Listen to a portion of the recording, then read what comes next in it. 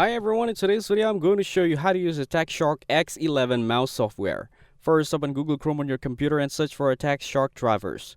From the search results, click on the official Attack Shark website, usually the first link, to ensure you're downloaded the correct software.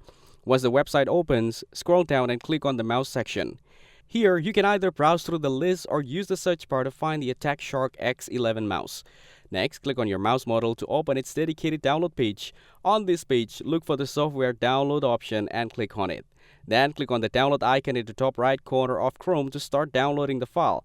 After the download is complete, click on the downloaded file to open it. Now, the installation window will appear. Click Next, then click Next again to proceed. After that, click Install and wait a few moments while the software is installed on your computer. Once the installation is finished, click Finish to close the setup window. Next, open the Start menu, search for Attack Shark, and launch the software. Inside the software, you can customize your button settings, adjust DPI levels, change lighting effects, and configure other options like macros or profile to optimize your X11 mouse for gaming or daily use. If this video helped you, make sure to like the video and subscribe to the channel. Thanks for watching, and I'll see you in the next video.